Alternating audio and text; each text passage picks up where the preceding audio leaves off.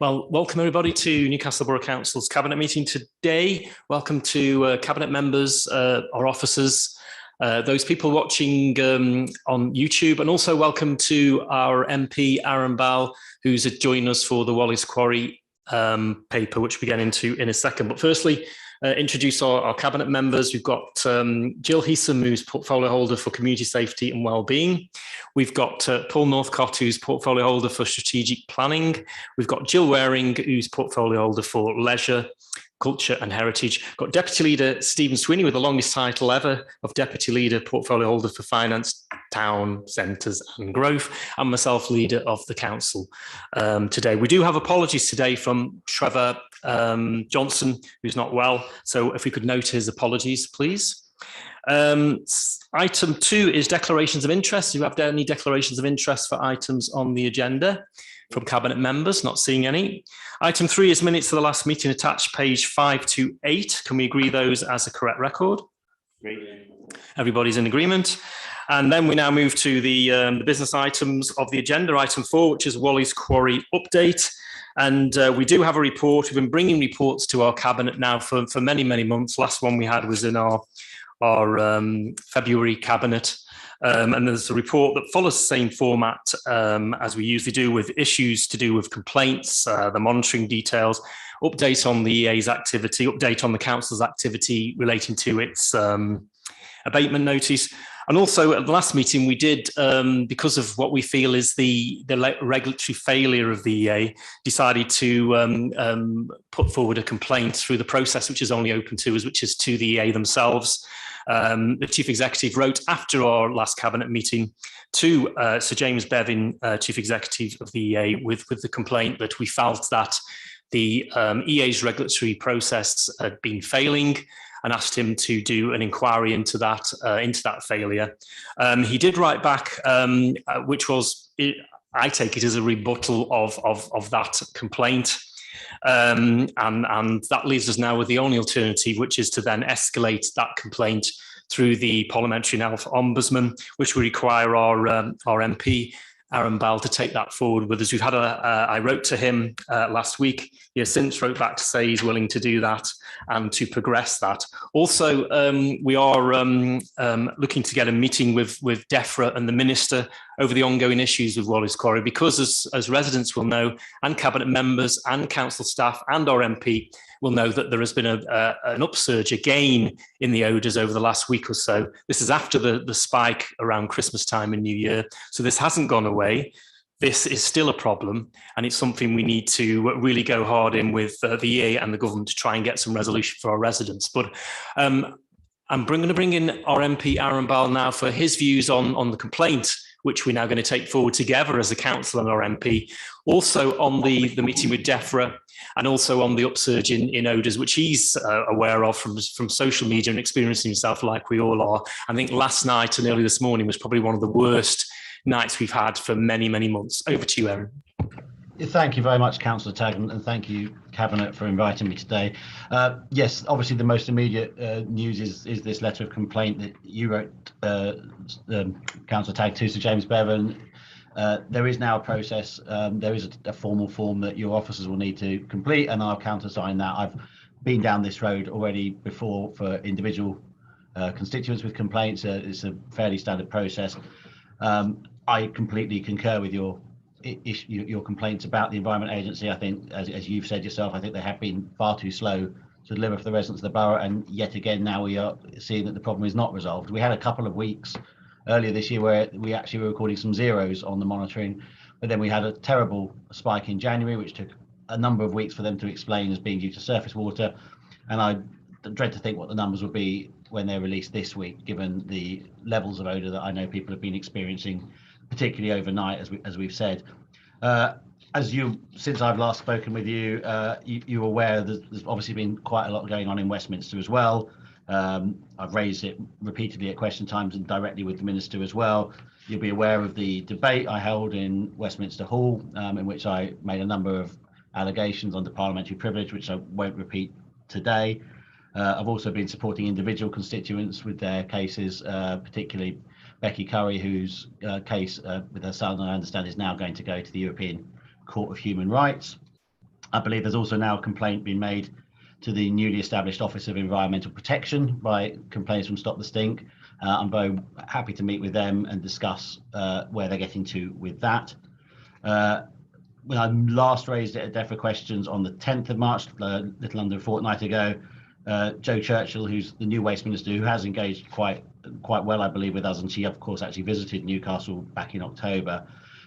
She confirmed that DEFRA's Chief Scientific Advisor has also been talking to external scientific experts on the site capping, the gas management, the air dispersal, the leachate.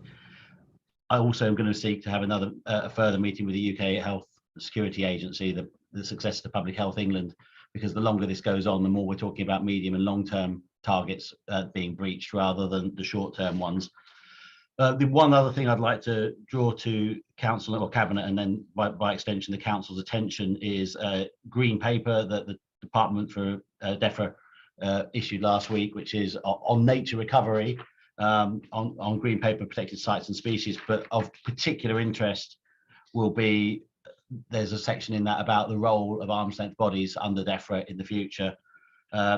They say, I'll just read you a paragraph briefly: democratic accountability, including scrutiny by UK Parliament and devolved administration, should not be viewed as a threat to good policy. Accountability creates the power to act decisively, to challenge, to verify advice, then act on it. Therefore, the UK government will review where certain powers should lie, with a view to considering whether policy and decisions around designations should be made at ministerial level based on advice with site management by arm's length bodies. I think one of our frustrations, both mine and yours, has been that, you know, because it is an arm's length body, ministers can't direct the Environment Agency to act in the way I think we would like them to have done, to have been firmer. There's also further questions you might be interested in. Perhaps the council could put a submission in to DEFRA in response to this green paper about how better to ensure that businesses and regulated persons pay an appropriate share of the cost of regulation. I'm aware that DEFRA are billing Red Industries, or what is Quarry Limited, for a lot of what they're doing, but this is a net. It's not sufficient to cover the costs of what they're being asked to do. But overall, I'm seeking, given the increase in odour now, I'm seeking a further meeting with Regional Director Claire Dinnis, myself, in the next week or so to ask what's going on. Clearly the plan hasn't really worked. I mean, we are down from the levels we saw last year, at the worst of it last year, but we were expecting that the problem would be largely resolved by now through engineering work, the capping and the wells and so on. And it's clear, given the odour at this time when we're actually dealing with warmer weather, that hasn't been the case. So I will continue to fight on my own behalf, but also supporting the council and supporting your referral to the Parliamentary Health Ombudsman to try and get some further action from the EA to get them to act on behalf of our residents to make sure that we do get this problem sorted. That's very encouraging, and I think our officers have already started to compile that form will be needed to submit, which will then have your signature as well to take to the Parliamentary Health Ombudsman, which is good. We will pick up the green paper. We have chatted about this privately, haven't we, Aaron? Yes. That we will ensure we pick up and put the views in on that nature recovery green paper. I think that we use every avenue open to us to raise this with the government, and I think that meeting with DEFRA that is going to come up in the next few weeks or so is really important as well, that we can go to them and say we feel that the regulatory path has failed via the EA, and we need to have another. And my view, Aaron, I'm sure it's echoed by a lot of people, is this should be capped off and should be restored, and allow people to begin to get on with the rest of their lives in confidence that whoever runs that site in the future is doing it properly and is restoring it properly, without this constant, as I feel,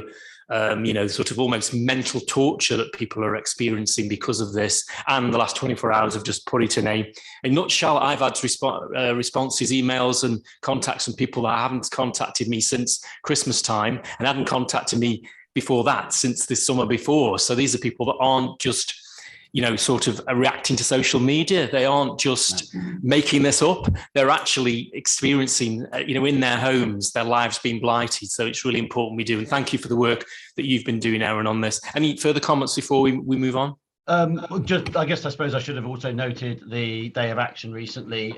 It's good to see, as I said at the time, I think it's frankly very well overdue that there've been some actual enforcement going on the way into Wally's Quarry. I've raised with the Environment Agency the question of how many trucks actually went into the site that day and how that compares to a normal working day of the site. I haven't yet had an answer to that, but I heard from a number of constituents that lorries were turning around and not going to Wally's Quarry when they'd heard about this day of action. I realise there's not that much the Environment Agency can do about that, but I think it would be instructive to find out how many lorries did deliver to Wally's that day compared to a normal day. And if the number is significantly less, I think it shows the merits of doing more days of action like that in the future to dissuade that sort of business. That's great. I completely agree with that. What we're going to do now, please, I know you've got to go off to parliamentary debate on the spring statement, which has been some good news today, hasn't there, in that? There has. But please, Marty's going to give us a report now. I think if you did, Aaron did sort of raise that question that's floating there about are the monitoring stations going to pick up a spike? And I think Marty can cover that in the first part of his report on some of the initial information we're getting. But okay, thank you. Okay, thanks, Chair. The report before you follows the standard format that I've been using for these, and I think that there's probably 2 or 3 things in particular that I would draw out. The first thing to say is that once again we see in this report that the complaint data really quite closely mirrors the hydrogen sulfide levels that are being recorded at the monitoring stations.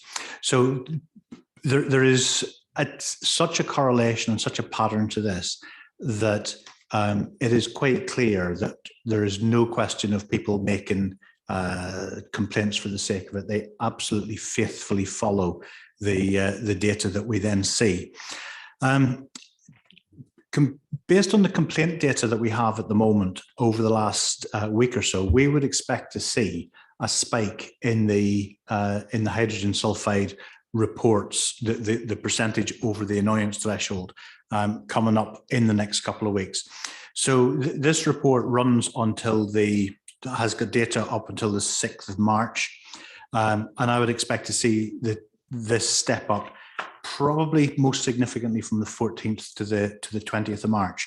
So in March so far, we've had 514 complaints. And for the week of the 14th to the 20th, it's almost half of that. So we got 224 complaints that have come in. And that would certainly lead me to expect to see that during that week, we will see odour above that annoyance threshold at least some of the 4 monitoring stations for a substantial chunk of time. The last bad event that we had before this was in January, and at your last meeting, I told you that at that stage, because of the process that the Environment Agency need to go through, I wasn't in a position to share any details as to why that had happened. That's now included. The Environment Agency have now published that information, and the event in January was down to a problem with gas collection infrastructure being repeatedly blocked between the 7th and the 13th of January due to drainage issues and surface water flooding. It may also be that there may have been some issues with condensation, because we know that with hydrogen sulfide in the pipes, that can be an issue. But essentially, the problem that was being identified there and that they have tasked Wally's Quarry Limited with sorting relates to drainage on the site and surface water flooding that's then compromising the gas collection system. And then the other issue that's worthy of note is our colleagues at the UKHSA have now published their latest risk assessment, health risk assessment, and they look in particular at what they refer to as the long-term or the lifetime health risk, and look at the lifetime health-based guidance. So over the period that they looked at, which was up until the end of January of this year, 3 of the monitoring stations averaged out at below that long-term lifetime health-based guidance, but the Gallingale has averaged out at above that threshold. So you'll see in the report, UKHSA say that the risk to long-term physical health impacts, while it's small, cannot be excluded. They cannot exclude that risk. And they also note that with the levels of the concentrations reported in January, similar to the ones in March 21, so it's almost going back to that point, they recognise that that will likely have had an impact on well-being of people who've had to suffer from that. So that's, if you like, the mental health side of this. And then finally, just to pick up on the issue that's already been raised in terms of the complaint to the Environment Agency, effectively, the response from that offers the Chief Executive of the Environment Agency support to their team, and it references in there the fact that, okay, the data went up in January, but it rapidly fell away again. But from what I'm telling you today, you'll see that while the percentage of time that the hydrogen sulfide was over the annoyance level went up in January and came down again, it is actually on the way back up again now. So I think there's probably a plateauing at the moment. Long term, it's probably been a decline, but at the moment, I would be anxious that what we're actually seeing is a plateauing. Martin, yeah, I think what we're seeing from the public perception and my own perception of it, we seem to be entering, if not that, a new phase on this at the moment, which is very concerning. I think the EA really need to start to be more proactive. I noticed they've stopped the engagement sessions since the last one. I think there's other things that they could be doing, I think, to concentrate on this. And I hope us doing the complaint through the Ombudsman will help to focus some of that. I think it's very unfortunate that's the only way the council can really take this forward against the EA now, but that's the route we've taken. And I think our abatement notice, Martin, is still chugging along, so to speak. We're heading towards the June date for the trial. Anything further to update on that?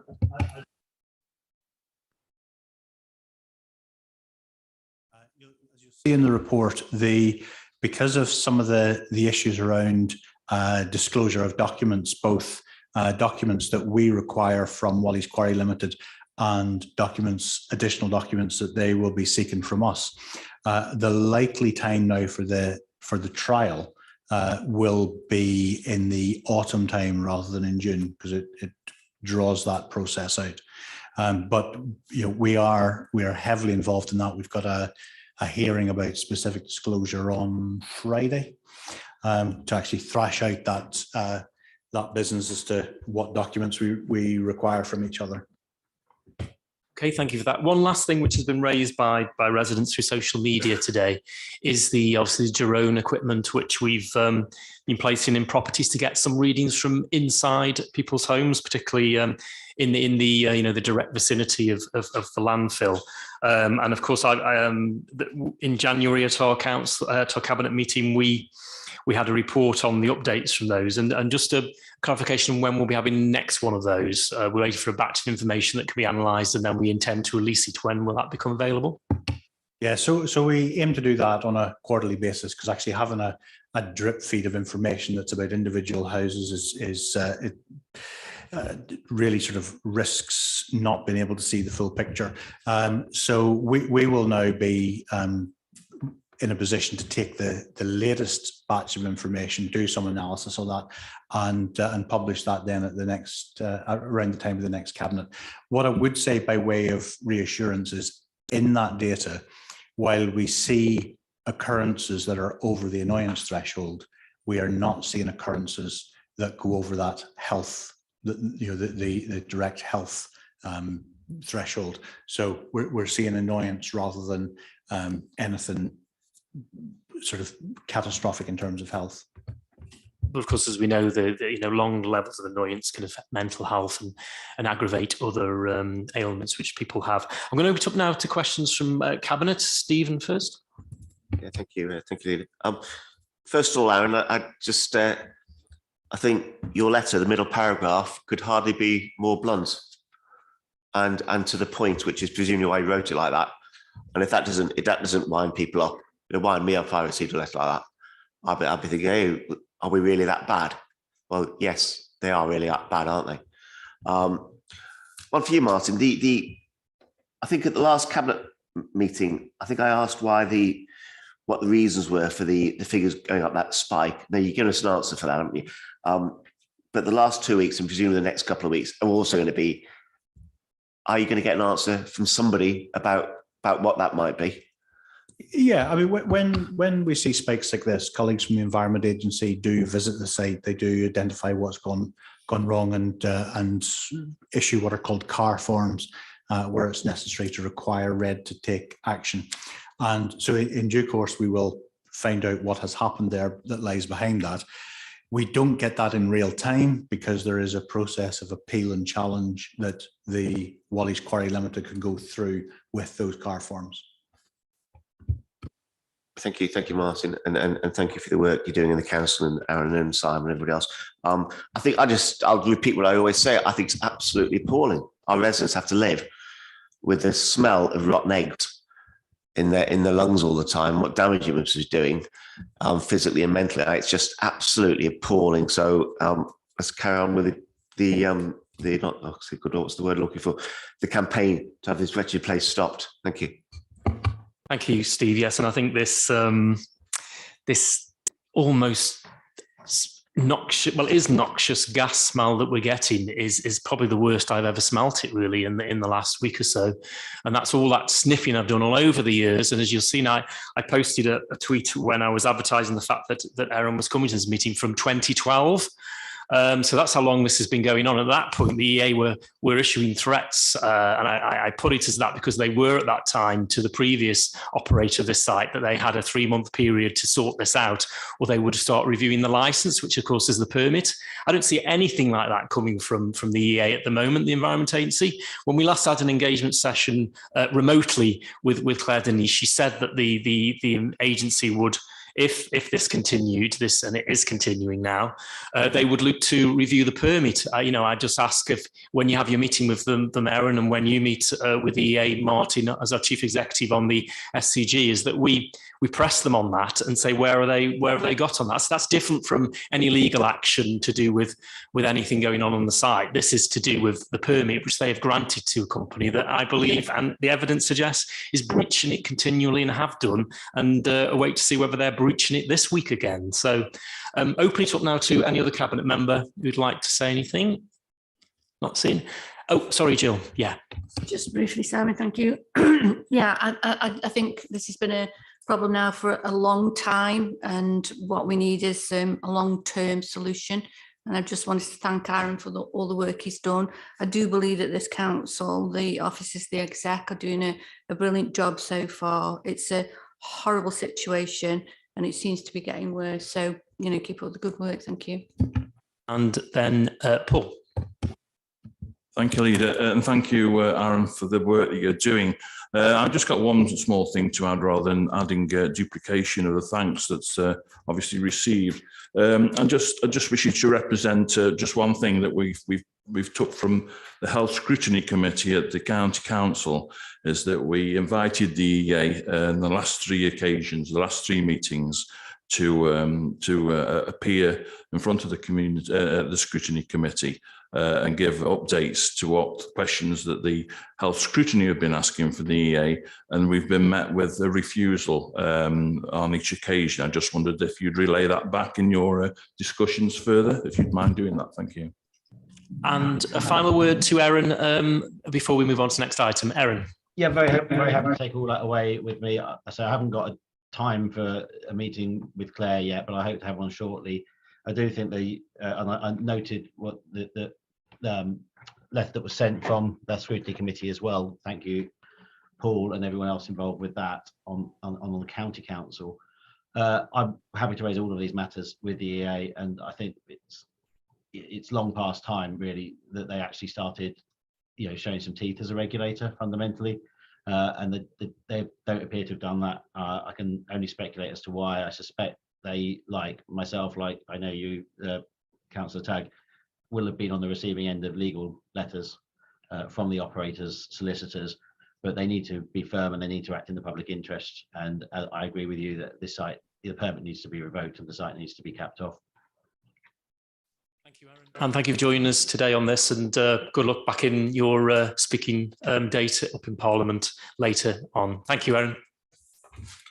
We'll move on then to the recommendations of this report, which are to note the contents and also note the Council's complaint about the effectiveness of regulation of the regulatory response to this Wallace Quarry crisis, I think we can call it again now, and that we've escalated that complaint up to the Parliamentary and Health Service Ombudsman, as we've seen our MP is backing that.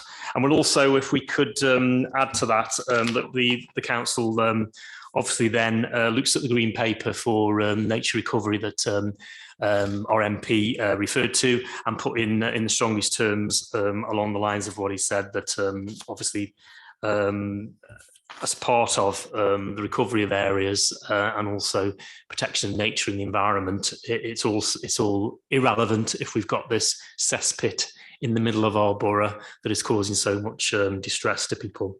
Okay, all agree the recommendations? Great. Thank you. Now we move to our next item, which is the Rycroft next step. I'm really pleased to bring this here today, which is the first look at the blueprint for the site of the Rycroft. As we know, we've got the £11.5 million Future High Streets Fund to kick off this development. We've seen the actual physical signs now on the site, with the former civic offices now in the last stages of being demolished. It's taken a long time, but there's been a lot going on the inside, taking out all the asbestos and the nasty stuff so that they can now begin to remove the building completely. And I think it's at this point we just sort of look back and say, you know, how many years has it actually taken us to get here? And I think we had the failed proposals, which we inherited from the previous administration for the site, which was student apartments and retail units that the retail sector had said weren't viable. So that basically pulled the rug from under that development. And we've since then worked on some new proposals, and the Future High Street Fund money has come just at the right time for able us to kick this off. And we got the blueprint now, which is attached on page 23. It's been publicised in the press. It's on our website. And it talks about the three main proposals we've got for our site. And one which was announced a month or so ago was the Aspire HQ, which currently is up in the Brampton. It will be relocating down to here. That's potentially 200 people will be working in our town centre. That is trade for our shops, for our cafes, for our our market and etc. during the week, etc. So it can only be good that we're bringing people in. Of course, they'll have loads of visitors coming to the Aspire HQ as well. So as we've seen with this building being located at the end of Queen's Gardens, it's created a footfall in this area. And as we see now, there is some, the flats development and the retail development on the old library is beginning to get kicked off. So it brings the whole area up. So it's hoped that Aspire's HQ relocating there and delivery by 2025, they've appointed their architects now, so they're pressing on with that, will be a footfall generator for the town. And then behind that on the site, which is currently the Rycroft car park, we are looking to put some apartments there. Now we've said over 50s market. I think that was to try and to demonstrate that it wasn't going to be students, because I think we've got enough student accommodation that's come online, and we've got, of course, the Sky building across the road that hopefully the developer will get up and running soon, which will be another number of student units. So we're saying really for our town centre overall philosophy to work through is not just to have students living in our town centre, but have a mix of generations. And on this site behind Aspire, that will be led by Aspire, will be over 50s market delivery, hopefully by 2025. We've already talked about at Cabinet the proposals for a car park. And of course, this will be to replace the Midway. We aren't going to have two main town centre car parks. Everybody knows the Midway is in a poor state. It costs money to maintain and is getting worse all the time. That will allow a new car park to be built on the Rycroft side, on the Liverpool Road side. We'll seek planning permission by 2022. We're delivering in 2023 a 450 space car park, and the funding is confirmed for that, and planning application will be coming forward in due course, and we'll begin to share some designs of what that's going to be. I want it to be a high state can you make a car park a high status site? But I think we can do all we can on that end there to ensure that it is a status site as we come into town, along with Aspire HQ. And then in the middle of the site, we're looking to, and we're in talks with our executive director, is in talks with various providers for a potential hotel, a 100-bed hotel, mid-market.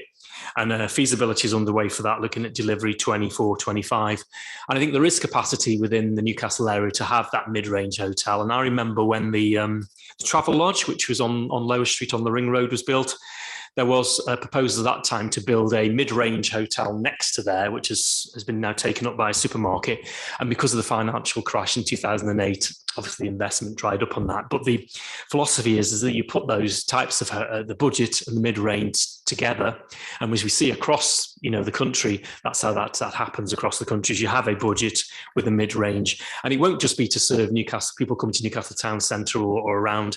It will be a 10-kilometre radius, so it will draw in people and be again a town centre footfall generator. As people stop over the night, they will be able to come in for a meal or for the cinema or stuff like that during their stay. So really exciting proposals, and the report today before us is about the plans which we're bringing forward, with recommendations that we endorse the blueprint as attached in Appendix 1, which I've just took us through, and that we authorise the Executive Director for Commercial Development and Economic Growth to negotiate the sale of approximately 2 acres of the site to Aspire Housing so that they can build their new HQ and the residential housing behind it. And note that in events of a successful negotiation, it will require a further report seeking authorisation to enter into that contract with Aspire. So I think the main message is this: is we're getting things moving on the Rycroft site. We have the pump priming money to move this forward.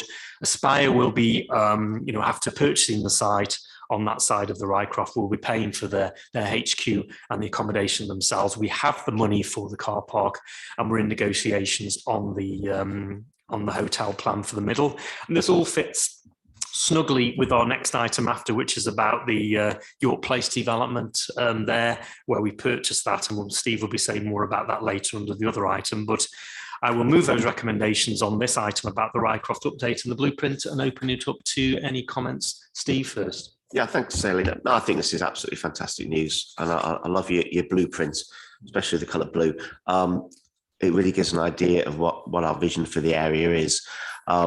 And now that the building is sort of 3/4 demolished, the old civic offices, using again government high street fund money to do it for the £11 million we have for the government. I just think it's Merrill Street.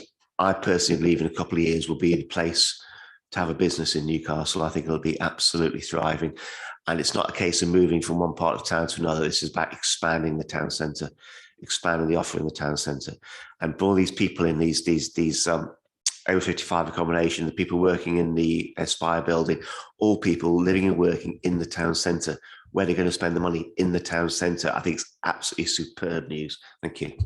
And it builds on one of our corporate priorities we brought in for the first time under this administration in 2018, and that's a town centre for all. And I think what we want is visitors, we want the younger people, we want older people, and we want students. And I think just to what I didn't say, obviously once the midway is cleared as part of the town deal funding and plans, we expect to put some young professional housing on there and accommodation, which I think will then complete that picture of a town centre for all. Other comments from Cabinet members? Jill. Thank you, Lydia. Yeah, it's a great development, and I think it's a really exciting project, and I'm sure it's exactly what the government was looking for when it launched the Future High Street Fund. It's got the potential to have a huge impact on the town, and it'll bring more residents in and increase the footfall for the businesses. It's wonderful. I'm really pleased to see that the Midway car park is going. It needs to go. It's dull and depressing, so I'm really pleased about that. And I think overall it's just an excellent project. Thank you. Thank you, Jill. Any more speakers on this item? Paul. Thanks, Leader. Yeah, not wishing to repeat what you've said. This is important because for so long this has been in the subject of a question mark for the last 4 or 5 years and beyond, in terms of when the Sainsbury's left the site. It'll give a balance to our town. As you said, Leader, we've got student accommodation and that's been catered for, but this looks to balance up what we need in terms of having that footfall into the town and an overall demographic of the people that will be expecting to use it. So I'm really pleased that this is coming to fruition now, and I particularly like the fact that the diagrams that have been used offers a little bit more than the usual block diagrams. It gives that little bit of a detail and gives those market delivery dates that people will be pleased to see, rather than just this has just been put together on a Friday afternoon. This isn't, quite clearly isn't that, and that details there, which I'm pleased a lot of people will have obviously be encouraged by that. And overall, it's a good contribution to the future of the High Street and the contribution to the town centre. Thank you, Leader. Thank you, Paul. And Jill Heath. Thank you, Leader. I think it's a brilliant scope, I suppose, for the town. I think it'll be a brilliant gateway into the town. It'll open it all up, and I think that can only have a positive impact on community safety, particularly with how the site is envisaged to be. Jill, so we've got recommendations before us there, as I read out earlier. There is a confidential report which we come on to under closed session, which has got all the facts and figures, which of course are commercially sensitive, and we'll come on to that. But I move those recommendations 1 to 3 on page 25. All agreed? Agreed. Excellent. Next item is, as I referred to and trailed just, the Future High Streets Fund purchase of York Place, appointment of contractor. Again, this has a confidential item which we'll be coming on to later with all the facts and figures, but the rest of it is in open session so we can discuss it, and Stephen is going to introduce this. Yeah, thank you again, Leah. This is York Place, for people who don't know, in Newcastle. It's quite a tired sort of 1960s shopping centre that perhaps has seen its better days. We have recently purchased it. Now, what we're agreeing for here is to appoint somebody who doing all the work for us up to actually redeveloping the site, if you like. So they're going to do all the planning permissions and all the hours work, all the background stuff. This is what we're agreeing today. It's got 3 bids. We've got a winning bid. Again, that's going to be on the confidential item.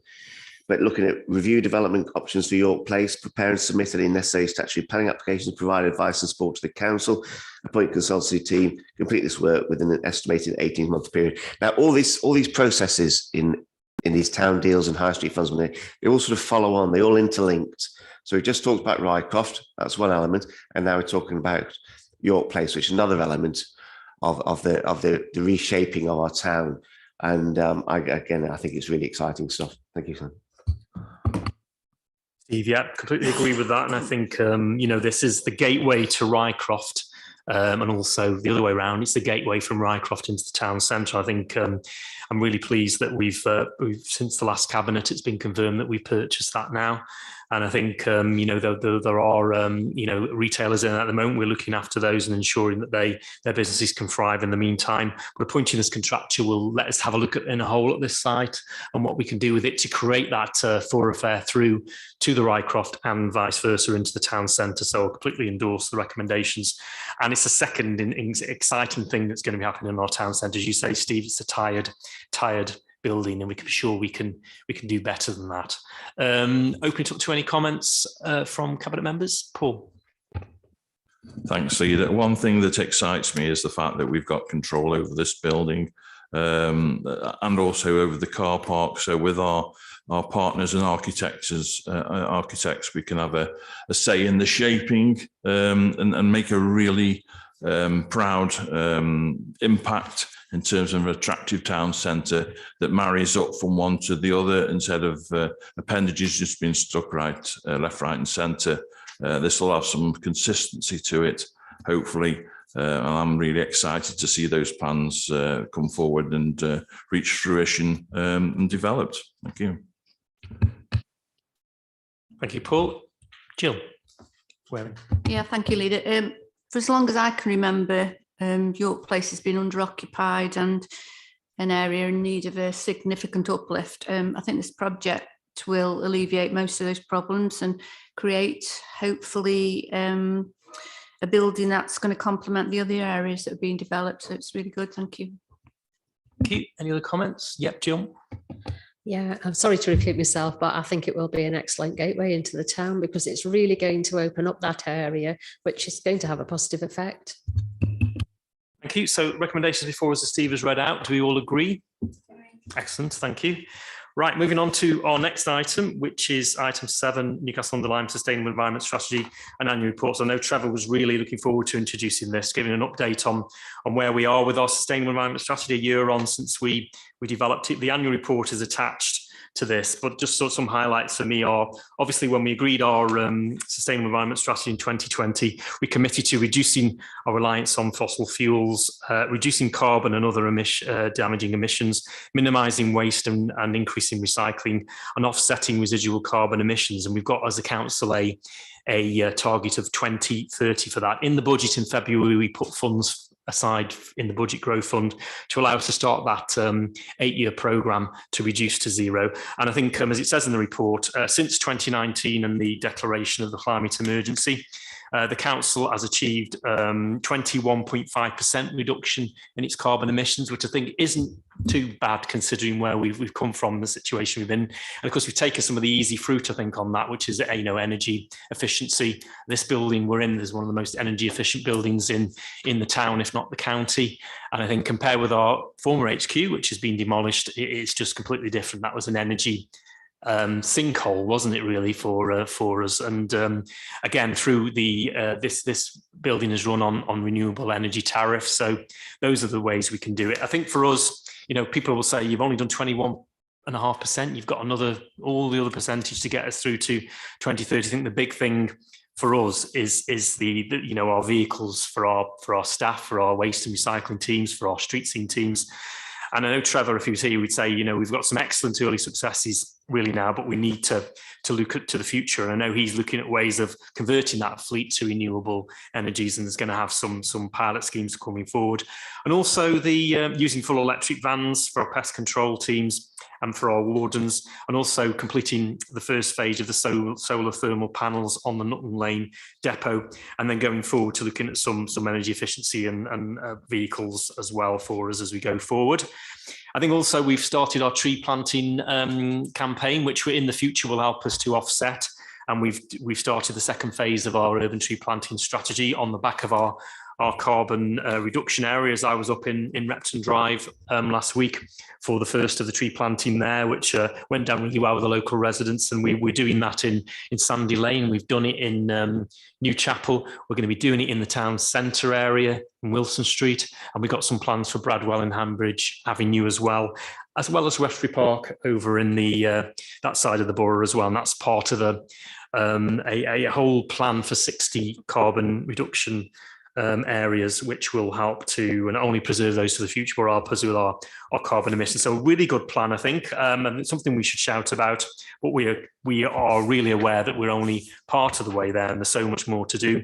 But the recommendations before us is that Cabinet notes the progress on the various facets of the Council's sustainability environment strategy, which are updated in the report, and the linked initiatives, and the Cabinet refers the progress report for scrutiny to the Environment and Place Scrutiny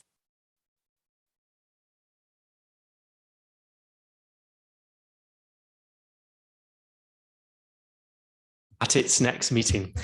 So I move those recommendations, opening it up to comments. Steve. I think it's really encouraging. Like we say, if anybody wants to say, "Oh, we haven't done that much," these blah blah blah. I think it's the saying that Rome wasn't built in a day, and I think we've made great progress on this. And I think our carbon capture areas are very, very popular. The concept of it's very popular, and congratulate you on leading this thing forward, really, because it's something we need to do, and I think we're making really, really good progress on it. Thank you. Thank you, Steve. Paul. Thank you, Leader. Yes, I'm excited to see this because I think it's an opportunity through our local plan process to embed some of these proposals, policies, and ideas, particularly where development is going to happen. We've got a chance now to shape that as a borough. and hopefully lead also with the county council in terms of climate change agenda. But we can do a lot more in terms of shaping developers to think about things like LED lighting, for example, sustainable developments that are energy efficient. We've got to think the prerequisite things that the modern person wants today, with the advent of electric car adoption being more and more to the fore. It's only natural to think that we should be thinking, well, these should be standard in people's homes anyway. And to lead that development, we need to have that thread embedded in the local plan. So I'm looking forward to that aspect. Thank you.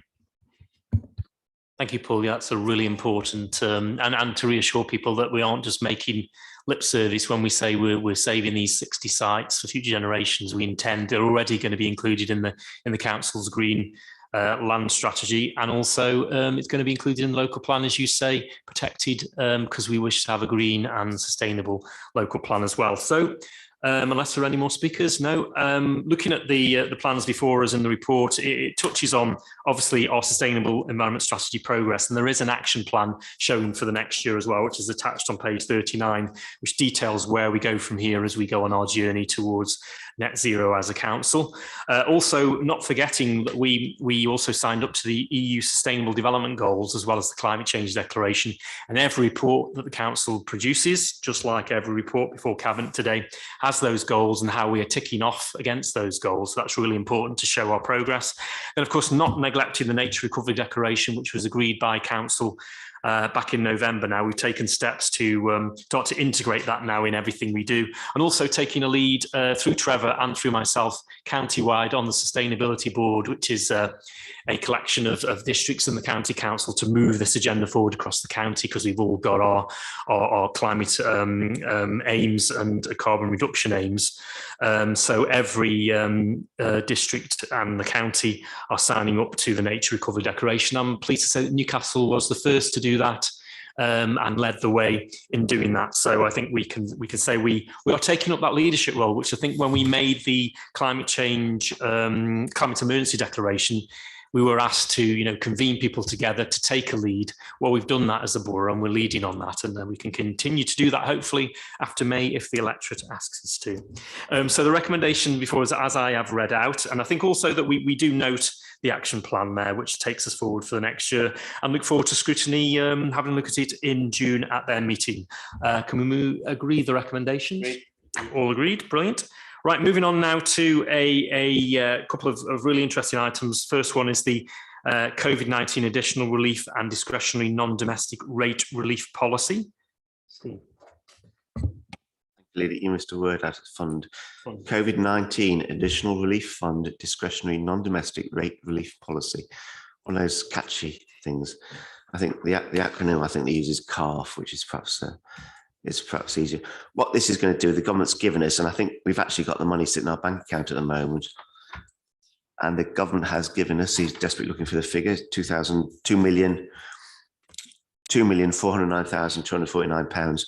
And what this is going to do, it's going to capture anybody who hasn't had any business rate support during the COVID. Now, there's various criteria they've got to go through. The main one being they've not had anything. That's one. The second one being they've suffered through COVID. They've lost money, lost trade, lost businesses, or whatever. It's they've got to be impacted by COVID. So they're giving us this money. They have to apply for it, and again, it's government, it's taxpayers' money that's going to support our businesses in Newcastle. It's an excellent scheme. I think we're in front of the game with this policy, because I think I don't think there's many councils have actually got a policy of this yet, but we have now, and I was asking you to accept this policy. Thank you, Leah. Thank you, Steve. Yeah, welcome this again. I mean, we've through the darkest periods of the early days, which are, 2 years ago now, when it was COVID was kicking off. I've still got the edition of the Sentinel from the 24th of March, I think it was, when the first cases were in the city and the libraries were closed, and it was like, Armageddon was becoming on us, and it felt like it then, because a few days later the Prime Minister closed all the bars, which was really, but that was a real shock to everybody. And then a few days later, on the Monday, we had the whole lockdown, not to go out unless for exercise or to pick your food from the supermarket. So I think at that stage we had all the businesses were in crisis then, weren't they? And we've helped so many in the borough, and also through council tax support and that as well for everybody. And this is the next stage of that, and I think the government is paying through. And I saw a bit of listened to a bit of the Chancellor's statement earlier, and I think he put it all forward there. The investment into the recovery as well that he's putting in through the tax rates, etc., is encouraging as well. And I think we as we get through this, no cases are still high for COVID, but it's a completely different environment we're in now with the vaccines, etc., that's made us be able to carry on normal life. And I think if we can get through this next phase, we businesses can thrive as they go forward. So any other comments on this? I think it's a straightforward thing. We will passport that money through. We've got a plan, and as Stephen said, we've probably ahead of a few councils here on this, that we can get that money out to those that need it. He's moved the recommendation. All agreed? Agreed. And our next item is the support for energy bills. Again, another issue that's really affecting us is the energy crisis, even more exasperated by the issues in Ukraine with the war there. And we've got a report on a policy for the discretionary funding for tax. Yeah, this is the discretionary part of it. So the basic part is A to D, you get the money. But if you've got E to H, your council tax band, so these are people who are quite possibly property rich, money poor, if you like. They live in big houses and haven't really got the money for it. So who's eligible for it? Households are not eligible for the council tax rebate as they occupy properties in council bands E to H and are on income related benefits such as council tax support. Households where the energy bill payer is not liable for council tax. And third one is households in bands E to H who have received a single occupancy discount. These are the people. This is the discretionary element of it, and it's for us to work that out. And this is it. The bog standard A to D is fairly straightforward. It's the ones outside of this, which is why it's a discretionary part of it. And again, it's government money coming to help our residents. Thank you. Thank you, Steve. Yeah, we've all heard of the £150 that residents in the other bands are going to be getting as part of their council tax. Those who've got direct debits will have that money put straight into their account. Those that aren't will have to apply for it. So I think just to plea to our officers through social media and the council's website, if we could begin to advertise how people do that. I think there's some confusion with social media that's gone out the last few days, which is obviously promoting move to a direct debit and you get your 150 straight away. But people are then asking, well, what happens if for whatever reasons they don't want to set up a direct debit? So I think if we could do some work on that, I see the chief executive nodding to enable people. But this is for those others, and I represent the Westlands area. Everybody thinks it's a really prosperous area in many ways. It is, but also there are some big houses with elderly people often living alone who are cash poor but property rich in that respect, and they have those energy bills coming in, and for those large properties to heat. So I think this let's get the message out there about this discretionary scheme, and that we're offering some money for to help with those bills. And I think from the Chancellor's announcements today as well, there will be some more help coming through the tax regime as well. But thank you for that, Steve. You moved the recommendations. All agreed? Agreed. Next item is item number 10, and this is the Rough Sleepers Initiative funding 22-25 to 25. And Councillor Jill Heatham is going to announce this. Yeah, the purpose of the report is we've applied for a bid for the Rough Sleeper Initiative funding of 22 to 25 from the Department of Levelling Up Housing and Communities. We won't know the outcome of that until April, but what we're hopeful is that it will be agreed. We've had previous funding in previous years that's helped us to provide services for the Rough Sleeper Navigator, the Joint Rough Sleeper Coordination, homeless healthcare worker. They're due to start in April this year, and a flexible fund, certainly for rough sleepers in cold weather, that enables them to have somewhere to sleep until they're housed or helped into services. So part of the new range of services for this bid is a tenancy sustainment officer, because a lot of rough sleepers struggle with managing a tenancy. So it's helping them, not putting them in a position where they're not able to maintain a tenancy, but to help them to gain those skills and support. A part-time support officer, another support worker with a community outreach vehicle, and various things like this that will expand and enhance the services and support that we currently offer. So I'd like to move the recommendation that we accept the funding awarded by the government as part of the Rough Sleeper Initiative funding for the projects outlined. Thank you, Jill. Any other comments on that item? I think a good initiative again. I think the Cabinet agenda is full of this today, not only taking action, what we can do here to help the community, but also passporting that government funding through and taking advantage of that and ensuring it goes to the right people. Any other comments? Steve? Once again, it's the government standing up to the table, isn't it? And putting money where its mouth is, sort of thing. So no, I absolutely support this. Thank you. Okay. Thank you. We'll accept the recommendations. Thank you, Jill. Moving on now to Finance and Performance Report Quarter 3, covering the October to December, and I call this the Omicron quarter. So I'll say more about that when we get into the performance. But first of all, we're looking at the finance side of it, Steve, and your updates. Thank you. Yeah, thank you, Gandhi. The revenue budget, I mean, the year end finishes end of next week, and the revenue budget will balance, and the capital budget will balance. Very confident on that. I wouldn't say it if I wasn't. So really, I've got nothing to add on that part. It's all everything's looking good. A lot of money off the government. It's helped us out, and jobs are good, really. Okay, thank you. And then now moving on to performance. Obviously, we've got it put into our corporate priorities. First one is local services that work for local people. And we've got a series of them there on recycling and our waste strategy, and all of them are looking good. There's just one with a bit of a triangle there relating to curbside dry recycling. And in Trevor's absence, could I bring Dave in just to give a few words on why we've got like a warning triangle on that one? Thanks, Chair. Yes, if you look at the figures, the target is only just very fractionally not being achieved, which is why the amber shows it's still a very positive picture, both through dry recycling and food recycling since we reintroduced it. And you might also see there's a corresponding reduction in the tonnage of residual waste, which is exactly the way that we want to see it going. We want to see recycling and food going up and residual waste going down. Okay, thank you for that. Moving on then to others on that page. Any comments, Steve, on those that fall under yours?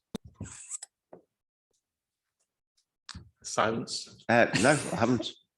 Really. All going in the right direction. Yeah. Okay, on the page 89, we've got some operational customer services ones there, and I'm pleased to say that they're sort of going in the right direction. Now, the one which has got a bit of a warning triangle there and amber is the total use of the website. And there's two reasons why we've dipped on performance there slightly from previous years. And that, of course, is because the previous year was when the council offices were closed here at Castle House and everything was going online on the website. So we had a massive boost. It's fallen back a bit. And also we introduced our new website during the beginning of this quarter. And it was bedding down a lot of pages we've been transferred over. But I think the main reason for that is that obviously Castle House has been back open and people have been coming in doing face-to-face instead of doing online transactions. We of course encourage online transactions, but also we're not shutting down our face-to-face or phone inquiries, because that's an important part for those people that can't do the online stuff at the moment. Over the page, we've got some for you there, Steve. Any comments? No, again, I haven't really. Everything's going really well. I don't want to be too confident, but everything seems to be fine. Okay, and then on the 1.13 there, we got the human resources and average days per employee lost through sickness, and that's showing a red. That's the only red on this whole dashboard this time. And if you read the comments there, it relates to the fact that during the Omicron quarter, which this is, we were getting a lot of, probably more people going down with this that new strain than we'd had probably during the other period it was affecting more. Luckily, those people were going off, being ill for a few days and coming back again. And I think that is reflected in those figures. And I think just looking not looking in the crystal ball, coming up to date where we are now in this existing quarter, we're having a similar situation now with all of restrictions being lifted, we are seeing now a sort of a rise in people having COVID, but thankfully again a few days at home and then they're back at work. So that's encouraging too. No more on that page. So we go to our second corporate priority, which is growing our people and places, which is Paul. Thank you, Leader. Yes, particularly I'll have a shout for the planning side of things and see that things are very much on track there. In the past, hasn't been so. So I think we'll take this as a great indicament of the present planning situation in terms of the staffing and the way that the developments have been processed through the planning process, and which the speed is also monitored as well as the quality aspects. But this is alongside work that's been done on the local plan. Don't let us forget. So this is quite exemplary performance figures, and just an explanation for the target in Q3. The percentage that's been put down there is to take those factors and keep within the target delivery areas, but still improving or maintaining at a very good level the expectations of the planning department in conjunction and making sure that the local plan is delivered within that very tight time frame up till 2023. So that's a little bit of latitude for the planning department, but the figures are absolutely excellent, and all credit to the officers that have brought in such outstanding results. Thank you. Thank you, Paul. Moving on then to our next corporate priority 3, which is health and active and safe borough. We've got a number of indicators there to do with community safety. Jill, any comments? We're all on target. I think the main one would be that it's very positive that the cases are identified and we're aware and able to work with individuals and their families. There is a rise in them, which I find very positive, because there may be cases that may have been missed in the past, and we're probably a victim of our own success because we're able to work with these people, identify them, which I hope will continue. Thank you, Jill. Over to the other Jill now for those in your portfolio relating to the museum and membership growth of J2. Thank you, Leader. Yeah, the museum, we've got a different story there now at the moment. It's really doing very well. The visitors are increasing, activities in the museum are increasing, and it's all on target. And ask anyone to pay a visit because it's absolutely fabulous.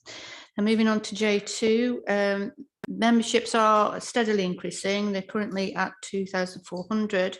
Work on the new gym will be starting on 24th of April, and when that reopens, we'll have even more to offer the people. So it's all good. Thank you. Thank you, Jill. Just to echo your comments on the museum. We all went up for a visit there, didn't we, earlier on in the year, and a brilliant facility, excellent. I think on J2 there, this again was the Omicron quarter, wasn't it? So it was membership was hit. But as you say, it is gathering pace now, and hopefully through the summer, until we get that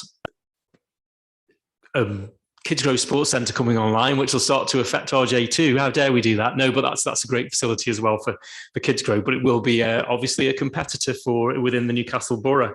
2 great facilities really within the borough. But good news on how it's picking up now. And this quarter was a quarter when we had the variant resulting in fewer members joining us. People didn't know whether it was going to be closed or whatever. Thankfully, it wasn't. But we had to bring in measures for COVID security. So that's that portfolio covered. The last priority is a town centre for all, and we've got car park usage, footfall, and then the markets. I'll bring the markets in a minute, Steve, for you to give your update on that. But I think on the footfall there, I think you will see that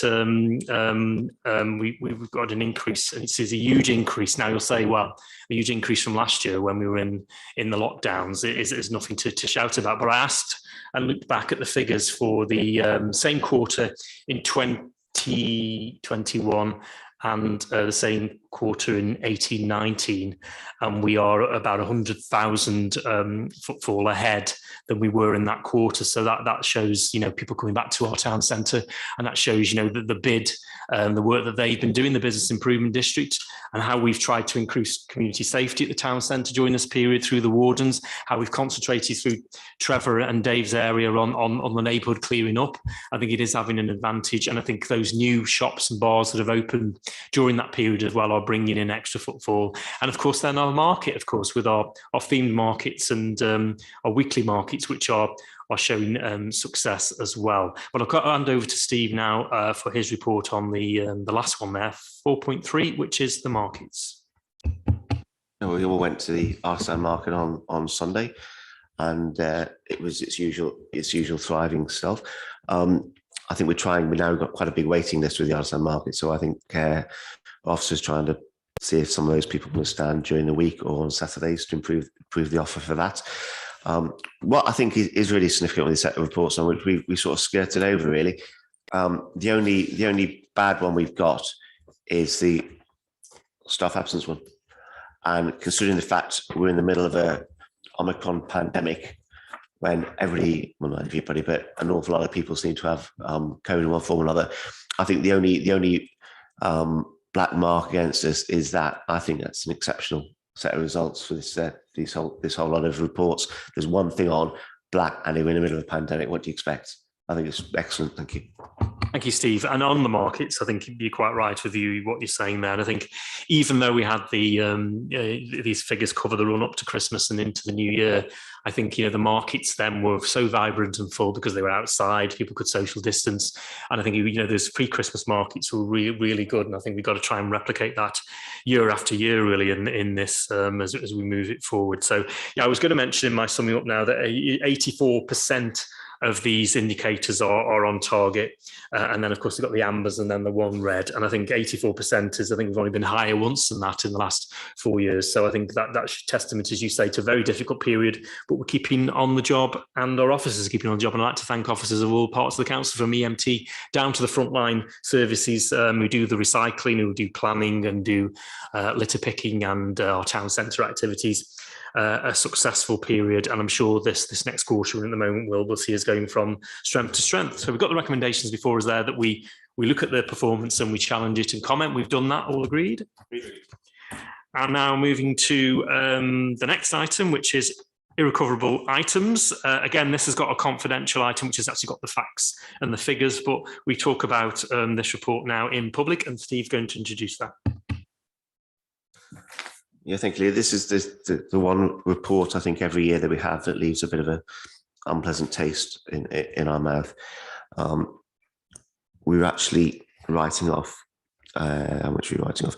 £239,236, which is an enormous sum of money. It's worth pointing out that last year it was £449,000.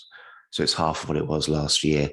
Remember, when you've got to read into these figures, because, for example, national non-domestic rates, we only responsible for 40% of that. The rest is the government. So it's got to be pro rata, which is why the figures sort of reduce on each one. But it's still a lot of money. It's very it's not something to do because people are basically taking advantage of the council. I think in a lot of these cases, or there's some pubs will have gone bump. But it does leave an unpleasant taste because the other taxpayers have to make the shortfall up. But it is half of what it was last year, which is an improvement going the right way. Thank you. Okay, yeah, I think, Steve, that's the point, and that figure is included in our open agenda here. So with that noted, do we all agree with the recommendations? Excellent, thank you.